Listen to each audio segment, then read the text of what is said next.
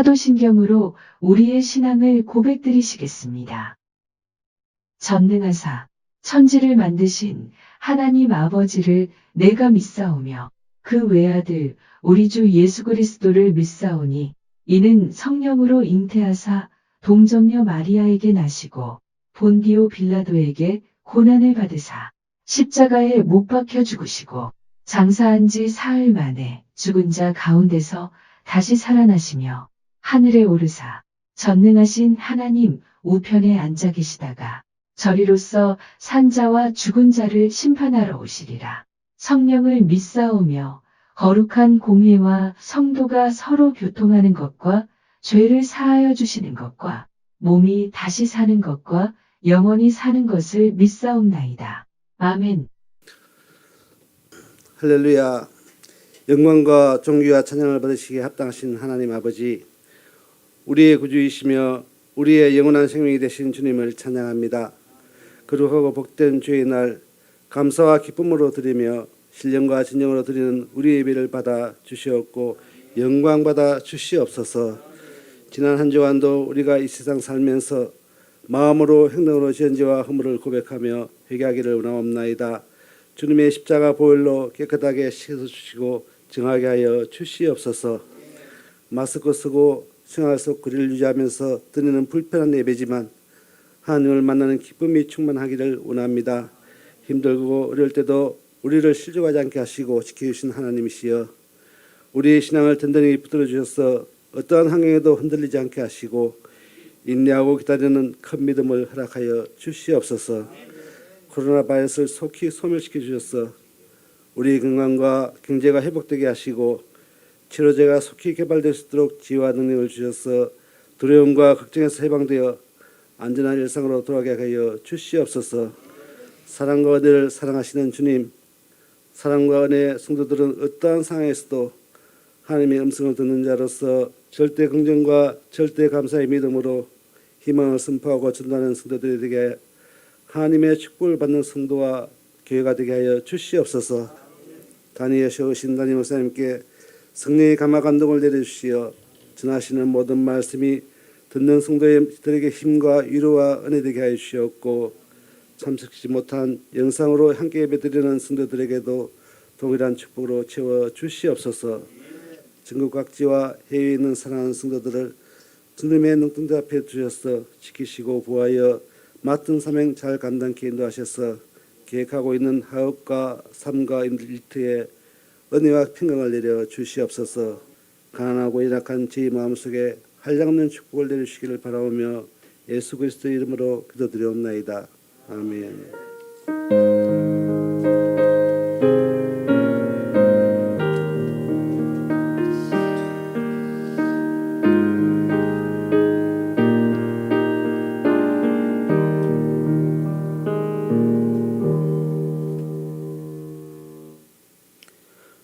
오늘 은혜 받으실 하나님의 말씀은 창세기 40장 9절부터 20절까지 말씀입니다. 창세기 40장 9절부터 20절까지 말씀을 함께 합독하시겠습니다. 술 맡은 관원장이 그의 꿈을 요셉에게 말하여 이르되, 내가 꿈에 보니 내 앞에 포도나무가 있는데 그 나무에 세 가지가 있고 싹이 나서 꽃이 피고 포도송이가 익었고 내 손에 바로의 잔이 있기로 내가 포도를 따서 그 즙을 바로의 잔에 짜서 그 잔을 바로의 손에 들였노라. 요셉이 그에게 이르되, 그 해석이 이러하니 세 가지는 사흘이라. 지금부터 사흘 안에 바로가 당신의 머리를 들고 당신의 전직을 회복시키리니 당신이 그 전에 술 맡은 자가 되었을 때에 하던 것 같이 바로의 잔을 그의 손에 들이게 되리이다. 당신이 잘 되시거든 나를 생각하고 내게 은혜를 베풀어서 내 사정을 바로에게 아뢰어 이 집에서 나를 건져 주소서. 나는 히브리 땅에서 끌려온 자여. 여기서도 옥에 갇힐 일은 행하지 아니하였나이다. 떡 굽는 관원장이 그 해석이 좋은 것을 보고 요셉에게 이르되, 나도 꿈에 보니 흰 떡 세 광주리가 내 머리에 있고 맨 윗 광주리에 바로를 위하여 만든 각종 구운 음식이 있는데 새들이 내 머리의 광주리에서 그것을 먹더라. 요셉이 대답하여 이르되 그 해석은 이러하니 세광주리는 사흘이라. 지금부터 사흘 안에 바로가 당신의 머리를 들고 당신을 나무에 달리니 새들이 당신의 고기를 뜯어 먹으리이다 하더니 제3일은 바로의 생일이라. 바로가 그의 모든 신하를 위하여 잔치를 베풀 때에 술 맡은 관원장과 떡 굽는 관원장에게 그의 신하들 중에 머리를 들게 하니라. 아멘.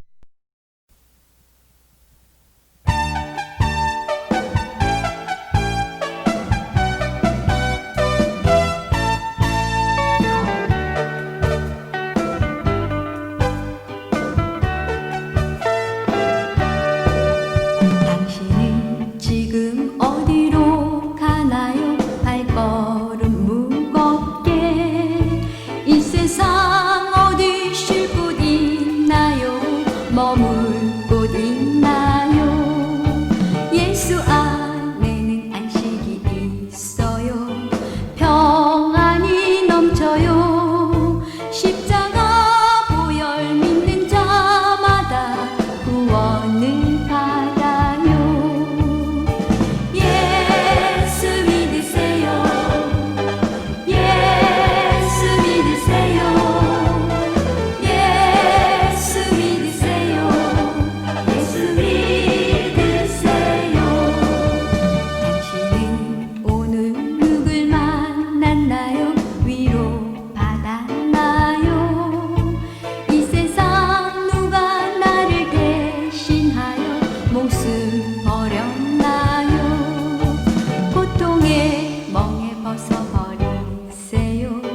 예수 이름으로 마음문 열고 주님 맞으세요. 기쁨이 넘쳐요. 예수 믿으세요. 예수 믿으세요.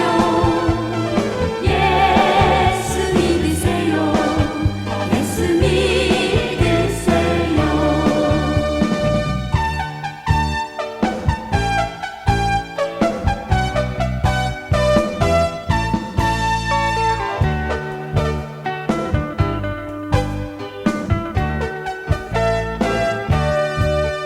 예수를 믿고 새롭게 되니 기쁨이 넘쳐요.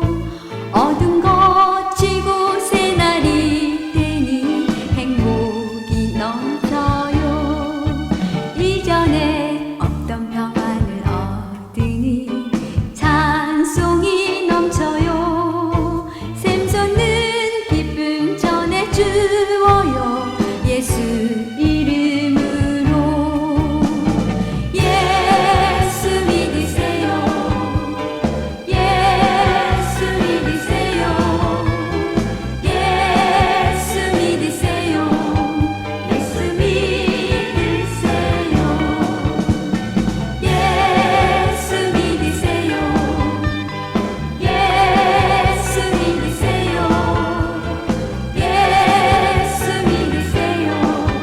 예수 믿으세요. 예수 믿으세요. 예수 믿으세요. 예수 믿으세요. 예수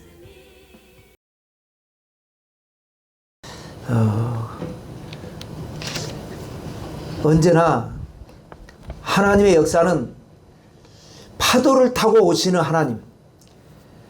우리가 볼 때는 어렵고 힘든 일이 있을지라도 시험이 있고 또 시련이 있을 때에 잘 이기는 자는 하나님의 놀라운 은혜와 축복을 더하여 받게 될 줄로 믿습니다. 오늘도 승리하시게 되시기 바라고요. 말씀 나누겠습니다. 자, 우리는 지금 성경의 꿈과 해몽에 대해서 공부를 하고 있죠. 역사적으로도 볼 때요, 성경적으로 보거나 역사적, 사건적으로 볼 때에도 꿈을 통해서 인생 대박 나는 경우가 종종 많이 있었습니다. 독일의 화학자, 우리는 보통 일반 사람들은 화학에 대해서 별로 관심도 없고 사실 잘 모르지만 화학자 케쿨레라고 하는 화학자가 있습니다. 탄소와 수소 원자가 결합된 사슬이, 이 긴 사슬, 우리가 보면은 코로나19 바이러스도 이렇게 크게 확대해 보면 나오고 또 이 뭐라 그러나요? 그 원자를 확대해서 보면은 사슬같이 되지 않습니까? 그 꿈에 그 사슬이 긴 사슬이 춤을 추는 그런 꿈을 꾸게 된 거예요. 꼬리를 물고 있는 뱀이 그러다가 꼬리를 물고 있는 뱀의 형상으로 이 사슬과 저 사슬이 서로 꼬리를 무는 그런 이제 뱀이 이쪽 꼬리가 이 머리가 이쪽 꼬리 물고 이쪽 뱀은 또 이쪽 꼬리를 물고 그런 것을 꿈을 꾸고 벌떡 일어나 가지고 거기에서 착안을 해서 탄소 6개와 쭉 있는 탄소 6개와 수소 쭉 있는 6개가 합쳐져 가지고 육각형 고리 모양의 벤젠 C6H6 이 구조를 발견하게 돼서 우리 같은 사람들은 이게 뭐 벤젠 구조는 뭐고 잘 모르겠지만 이 과학에 있어서는 굉장한 이제 업적을 이제 남기게 된 거죠. 꿈에서 그걸 보고 자, 또 재봉틀 발명가인 미국의 일라이어스 하우라고 하는 분은요, 밀림 속에서 식인종들이 결박한 사람들 주변에서 춤을 추는 그런 꿈을 꾸게 된 겁니다. 막 창으로 이제 춤을 추다가 창으로 위협하다가 춤추다가 위협하다가 이제 그런 장면인데 그 창 끝을 자세히 보니까 그 창 끝에 구멍이 뚫려 있는 거예요. 꿈에서 깬 하우는 바늘 끝에 구멍을 뚫어서 재봉틀을 발명하게 돼가지고 많은 오늘날 인류의 역사를 바꾸게 된 것 아니겠습니까? 또 우리가 너무나 잘 알고 있는 고려를 무너뜨리고 조선을 창업한 이성계는 허름한 집에 들어가 가지고 석가래 3개를 등에 지고 나왔죠. 그래 이게 무슨 꿈입니까? 그러니까 그 허름한 집은 고려고 당신은 이제 고려를 무너뜨리고 이제 왕이 될 것이다. 석가래 3개를 쭉쭉 펴놓고 당신이 거기에 서 있으면 임금 왕자가 아니냐. 그래서 그때부터 준비를 했고 결국은 이시 조선을 창업을 하게 되었다. 이런 것입니다. 자, 또 어떤 사람은 좋은 꿈을 꾸었지만은 행운을 놓치는 경우도 있었죠. 너무나 유명한 김유신 장군의 두 여동생 보이와 문희. 언니 보이가 꿈을 꿨죠. 너무너무나 좋은 꿈이었는데 그냥 심드렁하게 생각한 겁니다. 장자권에 대해서 별로 관심이 없었던 애서처럼. 그때 동생 문희가 언니 비단 2필 줄 테니까 그 꿈 나한테 팔아. 아, 얘는 무슨 그 꿈을 사고 팔고 아니 너 가져라. 아니야. 돈을 줘야 돼. 내가 값을 지불을 해야 돼. 그 꿈을 내가 꿈의 가치를 안 거죠. 그 꿈에 그것을 내게 이루어지기 위해서는 반드시 값을 지불해야 돼. 그래가지고 2필을 주고 샀는데 그때 김춘추가 김유신 장군의 집에 방문을 하게 되고 그래서 이제 인연을 맺게 되는데 언니 보희하고 맺어주려고 했는데 언니는 안 맺게 되고 동생 문희가 이제 김춘추 장군의 옷걸음을 바느질을 해주고 그것이 인연이 돼가지고 결혼을 했고 김춘추가 태종 무열왕이 되고 문희 부인은 왕후가 되는 역사가 일어났다. 역사에 그렇게 나오지 않습니까? 그래서 꿈을 우리는 꿈에 대해서 잘 알아야 되죠. 공부할 필요가 있습니다. 좋은 꿈을 꾸기 위해서는 어떻게 해야 되는가? 또 꿈을 꿨을 때 해석을 어떻게 할 것인가? 해석에 따라서 얼마든지 또 달라질 수 있어요. 또 역사에 이런 이야기가 있습니다. 조선시대에 밀양이라는 도시가 있죠. 밀양의 손병사의 꿈 하면 유명한 역사입니다. 과거를 보기 위해서 한양으로 가다가 주막에서 하룻밤 이제 잠을 자게 됐는데 그날 그 주막에서 꿈을 꿉니다. 어떤 꿈을 꿨느냐? 꿈에 병에 목이 부러지는 꿈을 꿉니다. 조선시대에도 병이 있었나? 호리병이라든지 도자기라든지 이런 것이 있지 않습니까? 오늘날과 같은 유리병은 아니지만 조선시대에도 병이 있었는데 병에 목이 부러졌어요. 이게 뭔가 이상하다 그래서 물어보니까 그 마을에 그래도 이제 현자들이 있지 않습니까? 그랬더니 어떤 사람이 해몽을 하기를 목이 부러졌으니 이게 징조다.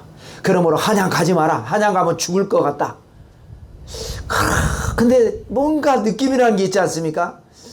그런 같지는 않아요. 그래서 또 수문에서 찾아서 다른 사람에게 물어보니까 그 사람이 하는 말이 목이 부러진 것을 이야기 안 하고 이 병이 이제 부러졌으니 병을 다스리는 병사가 될 것이다. 병사를 찾아보니까, 사전을 찾아보니까요, 이제 임금님을 중심으로 해서 군대가 다 그렇게 있지 않습니까?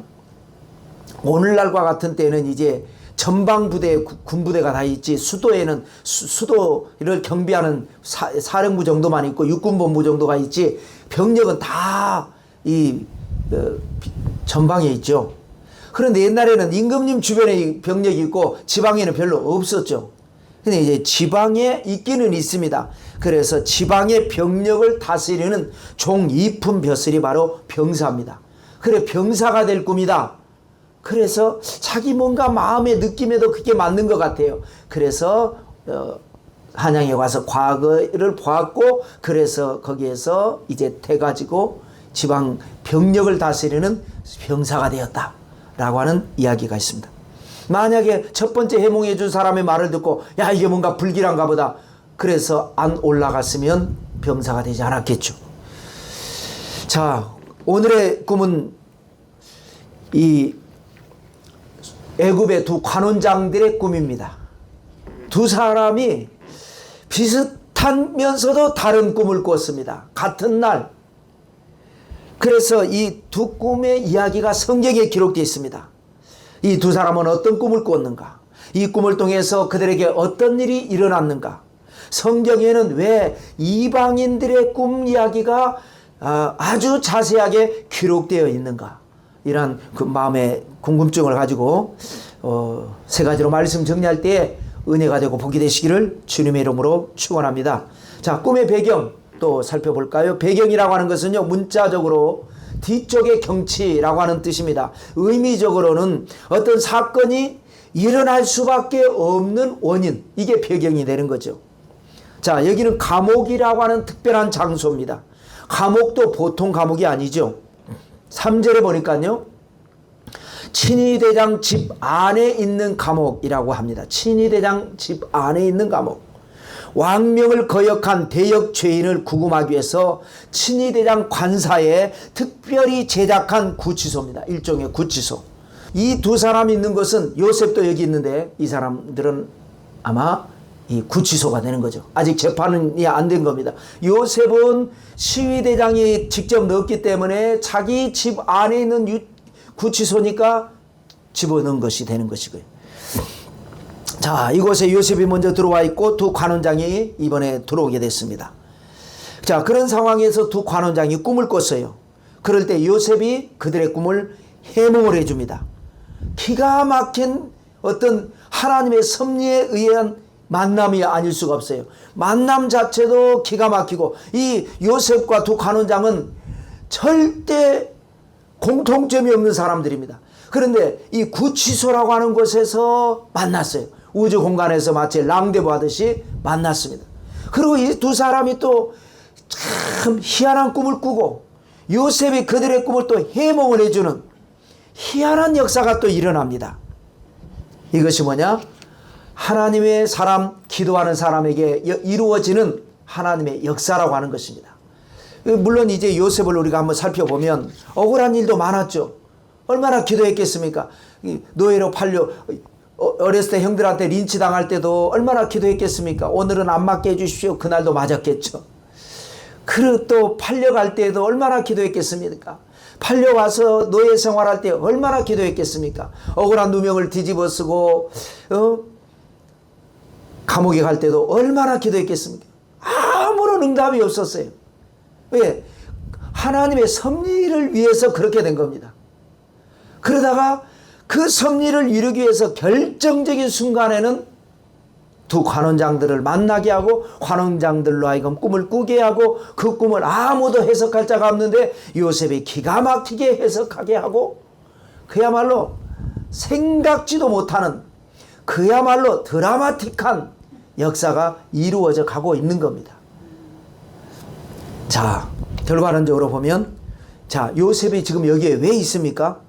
보디발의 유혹을 거절한 괘씸죄가 강간미수죄로 둔갑한 거죠. 절대 요셉은 그런 흉악한 짓을 하지 않았습니다. 그런데 그 유혹을 거절했다고 하는 괘씸죄 때문에 아주 온팡 뒤집어 쓴 겁니다. 그것 때문에 와 있어요. 그런데 이것은 현실 보는 눈으로 그렇고 보이지 않는 왜 요셉이 여기 와 있냐? 그것은 이유가 아닙니다. 거슬러 올라가서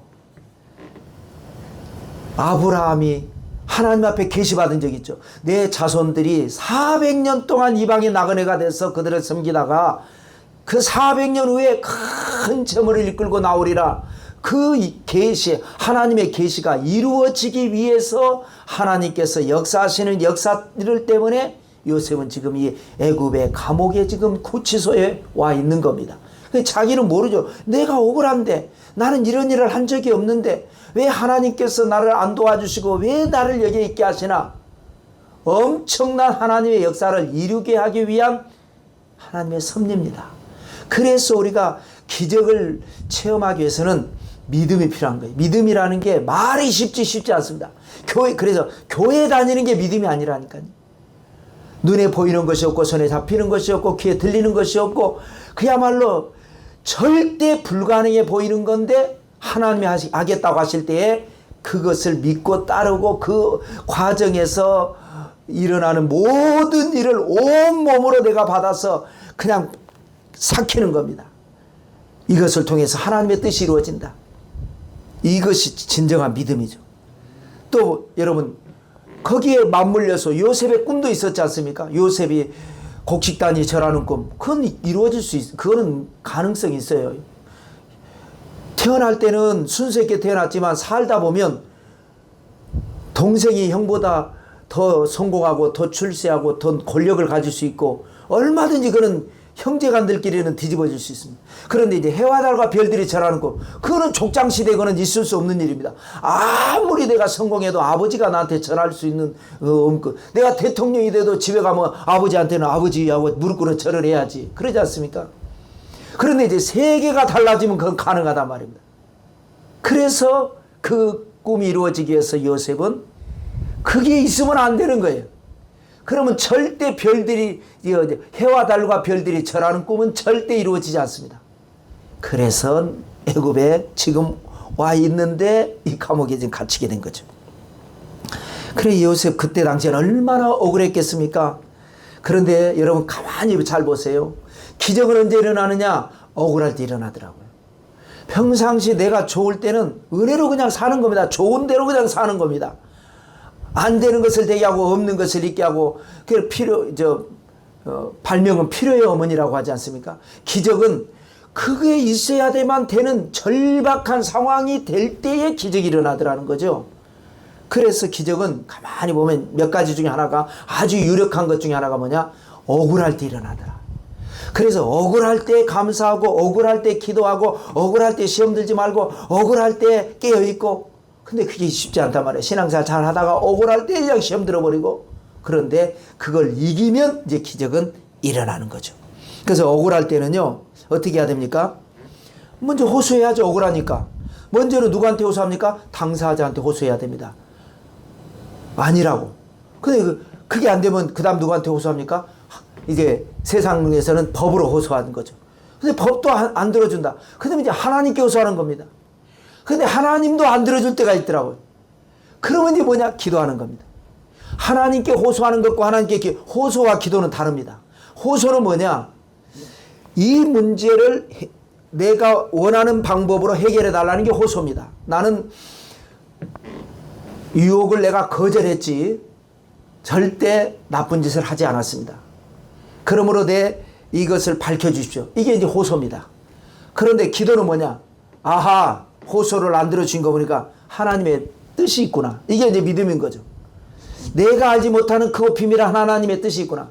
그러니까 내 억울함은 이제 중요하지 않아요. 이것을 통해서 하나님의 역사가 일어날 것이니까 이 문제를 통해서 기적이 일어나게 해달라고 하는 것이 기도입니다. 엄밀하게 따지면 하나님 앞에 내가 뭔가를 말할 때 호소가 따로 있고 기도가 따로 있어요. 호소는 내가 원하는 대로 해달라는 거고 호소해도 안 되면 이제 포기하는 겁니다. 내가 원하는 대로 안 됩니다. 이제. 그러나 반드시 나중에 내가 깜짝 놀랄 정도로 야 이런 일이 있으려고 그랬대 그 일이 있었구나 할 정도로 놀라운 기적이 일어나는 것. 하나님은 반드시 역사하시고 하나님은 우리에게 실망시키지 아니하신 하나님, 실수가 없으신 하나님, 그 하나님께 호소해 보시고 안 되면 기도하시고 기도한 다음에는 믿고 구한 것은 받은 줄로 믿으라고 하나님께 맡기고 승리하게 되시기를 주님의 이름으로 축원합니다. 자, 그러면 이때 두 관원장이 여기를 들어왔는데 어떻게 들어왔느냐? 한 사람은 정확하게 말하면 술 맡은 관원장이고 다른 사람은 떡 굽는 관원장이라 그랬습니다. 그러니까 술 맡은 관원장은 뭐 하는 사람이에요? 쉽게 말하면 이제 식탁을 책임진 사람입니다. 보이는 거죠. 그 보이는 자리입니다. 식탁을 책임져서 식사하거나 만찬을 베풀 때 그 모든 일정을 짜고 이 모든 것을 총괄하는 책임자죠. 그럼 떡 굽는 관원장은 뭐냐? 주방에서 이 음식을 준비하는 겁니다. 떡만 굽는 것을 관원장을 세우겠습니까? 모든 음식을 준비하는 것. 이 사람은 보이지 않는 자리에서 일하는 사람이고 이 술 맡은 관원장은 현장에서 일하는 사람이니까 왕의 눈으로 볼 때 보이는 곳에서 일하는 것. 목적은 같죠. 이번 어떤 연회 식사를 위해서 안에서 준비하는 사람과 밖에서 일하는 사람. 자, 그런데 이제 한 번은 바로의 음식에 문제가 있었습니다. 그러면 이것이 이제 관리 소홀로 잘못된 것인지 의도적으로 독을 탄 것인지 이제 조사를 해봐야죠. 그러니까 구치소에 들어가 있는 겁니다. 아직 재판이 안 됐으니까. 그래서 친위대장 집에 있는 감옥에 들어가 있습니다. 의도치 않게 이 사람들이 들어왔지만 이것도 보니까 하나님의 섭리적인 사건이었다. 히브리 청년 요셉과 애굽의 두 관원장 이 세 사람의 이 인연이 이루어지고 이 인연을 통해서 하나님의 역사가 이루어진 이것이 바로 배경이 됩니다. 자, 두 번째로는 꿈의 내용이 되겠습니다. 자, 먼저 두 사람의 꿈이 각기 다르니까 먼저 술 맡은 관원장의 꿈과 요셉의 해몽을 보겠습니다. 창세기 40장 9절 10절 11절입니다. 읽어볼까요? 술 맡은 관원장이 그의 꿈을 요셉에게 말하여 이르되 내가 꿈에 보니 내 앞에 포도나무가 있는데 그 나무에 세 가지가 있고 싹이 나서 꽃이 피고 포도송이가 익었고 내 손에 바로의 잔이 있기로 내가 포도를 따서 그 즙을 바로의 잔에 짜서 그 잔을 바로의 손에 들였노라. 자, 두 가지 사물과 그 사물의 상태로 분석해 볼 수 있습니다. 사물 두 가지 이 사물은 뭐죠? 하나는 포도나무, 다른 하나는 바로의 잔입니다. 자, 이것만으로는 좋다 나쁘다를 꿈꿀 수 없어요. 포도나무를 봤다. 야, 포도나무로 봤더니 좋더라. 우리는 이제 뭐 돼지 보면 뭐 좋다 하는데 그런 이제 미신적인 것이고요. 포도나무를 보니까 좋더라. 이거 그럴 수도 있고 아닐 수도 있습니다. 바로의 잔도 그렇습니다. 이 상태가 어떠냐? 사물은 이제 어찌되건 그렇게 나쁜 것 같지는 않아요. 그런데 상태를 이제 봐야 되는 거죠. 상태는 뭐예요? 포도나무 상태는 싹이 나서 꽃이 피고 포도송이가 익었다. 상태가 나쁘지 않죠. 일이 잘 되고 있는 겁니다. 싹이 나고 꽃이 피고 포도송이 열매가 익었다.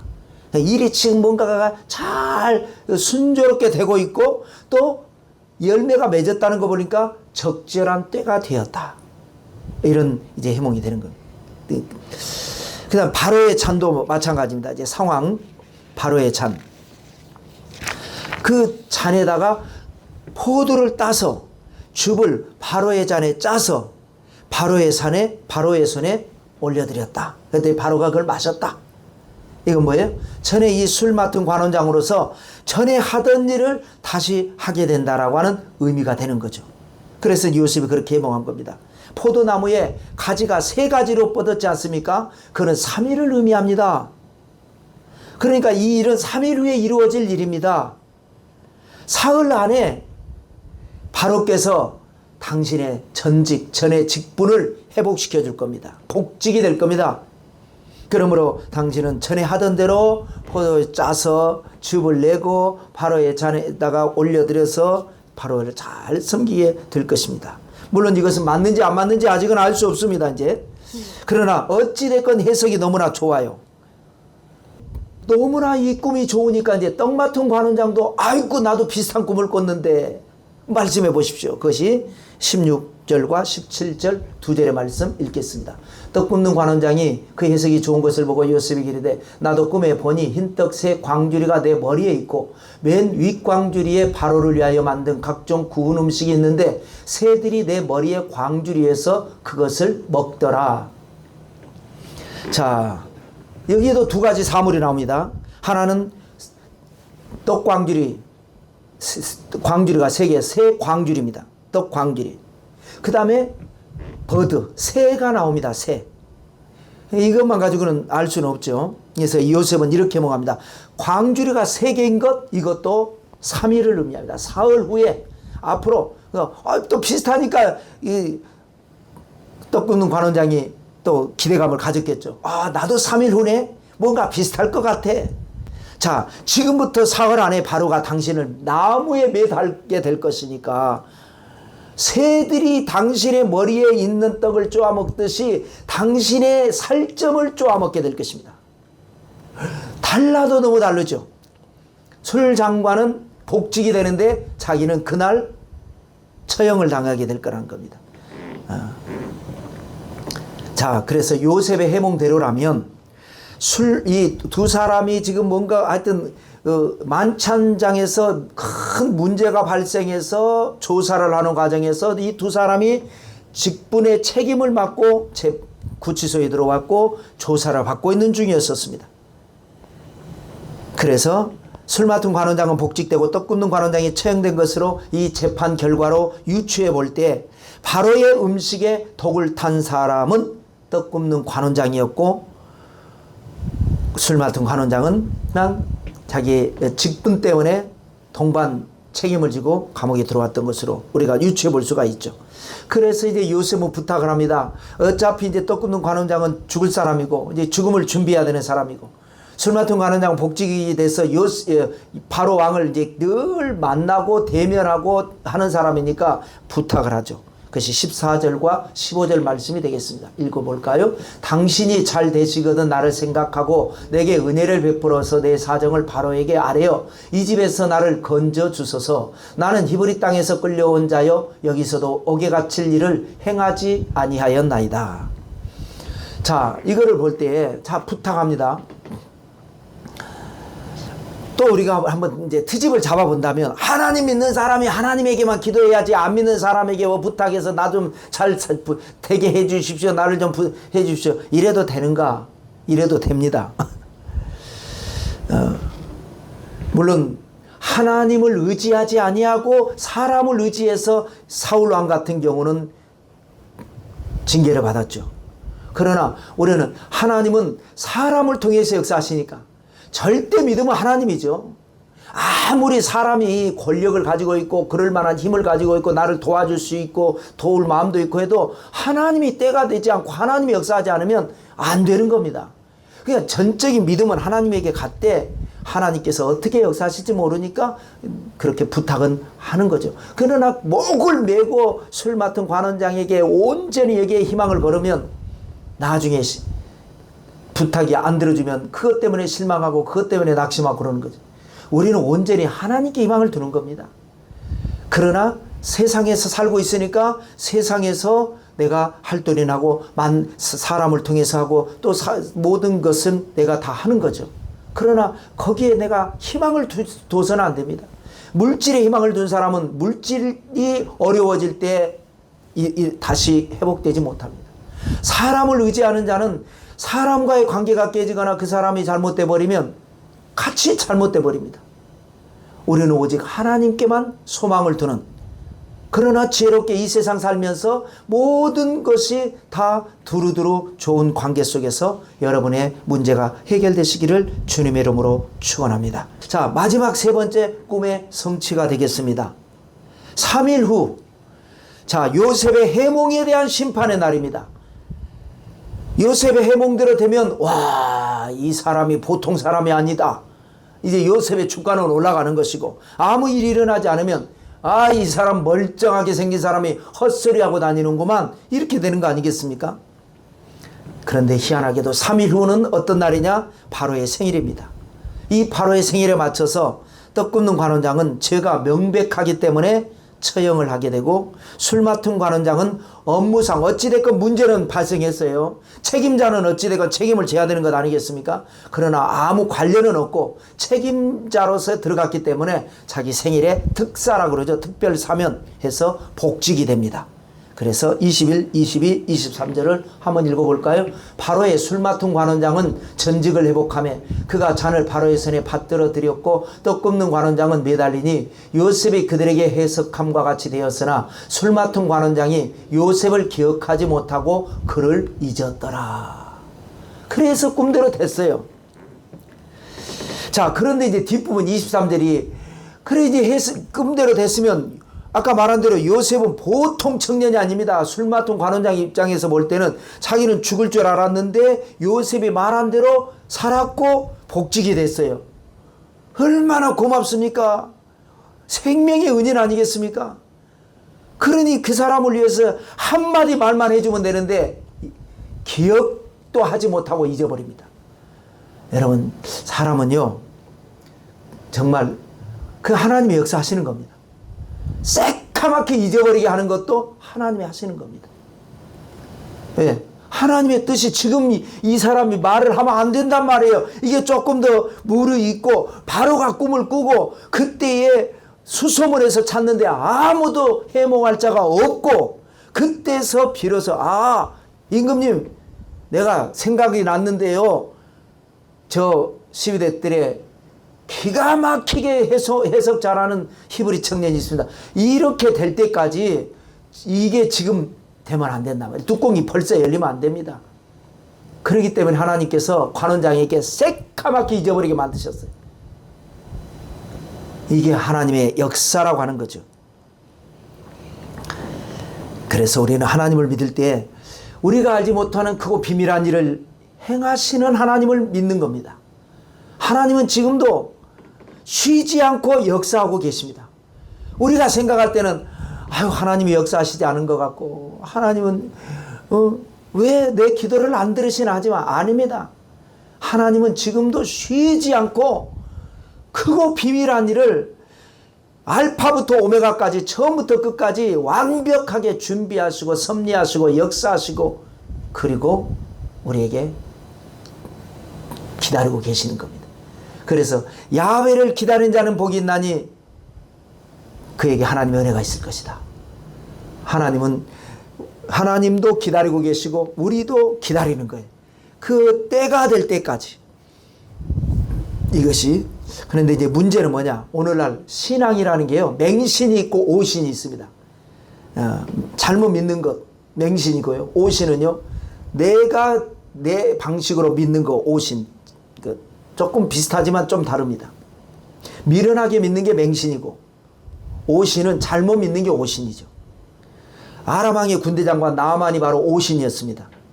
그 소녀가 이제 사마리아에서 포로로 잡혀온 소녀가, 아니 우리 집에 장군께서 저렇게 문둥병으로 인해서 고통당하는데 여기에서는 뭐 백약이 무효예요.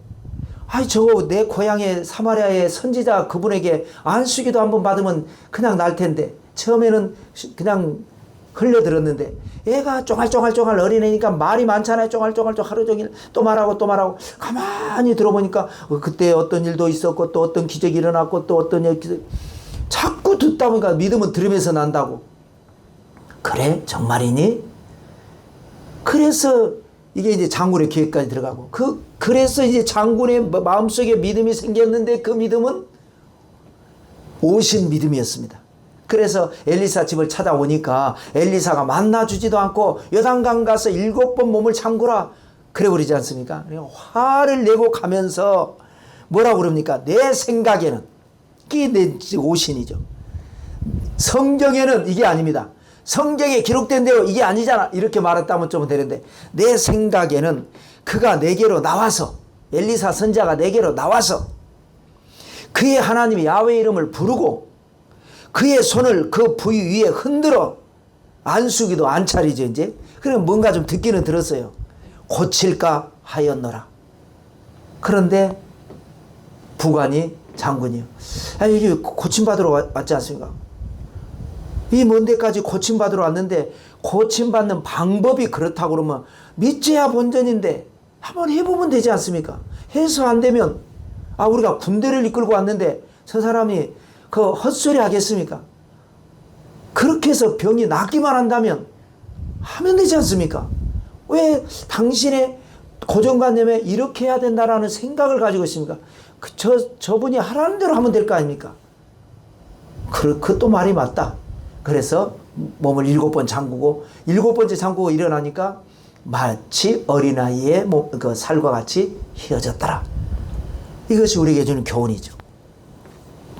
자, 그래서 요셉은 지금 엄청난 일을 해냈습니다. 한 사람을 살려냈습니다. 물론 한 사람은 안타깝지만 그건 자기 죄 때문이고, 그래서 또 죽음을 준비하게 했고, 그래서 아무래도 유언도 남기고 갑자기 죽지 않고 다 준비하고 죽었지 않았겠습니까?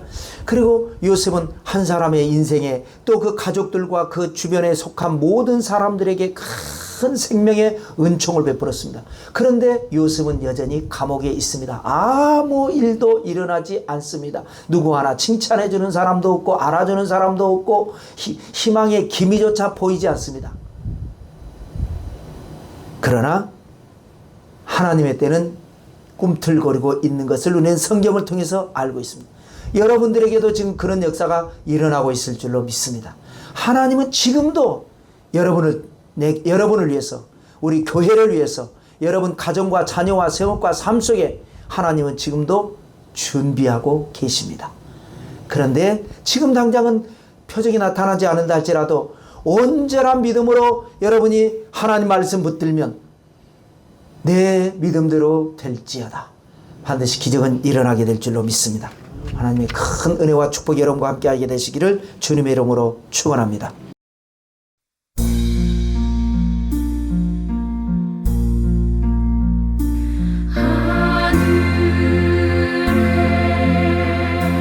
계신 아버지 이름 거룩하사 주님 나라 임하시고 뜻이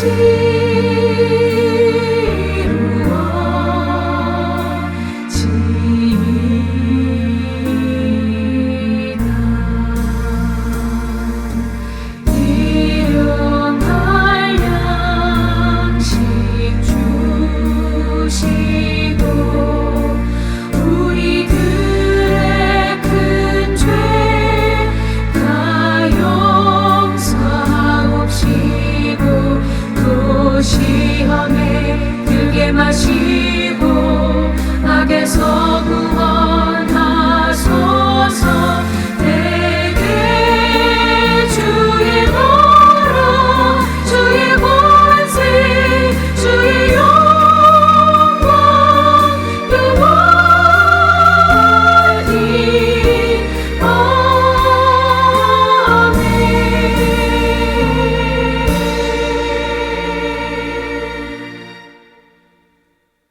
이제는 우리 주 예수 그리스도의 은혜와 하나님의 사랑과 성령님의 교통하심이 오늘도 하나님이 주시는 말씀 붙들고 기도해서 응답받고 기적의 주인공이 되기를 소원하는 사랑하는 성도, 개인, 가정, 생활, 자녀 위에 넘치도록 함께 계실지어다. 아멘.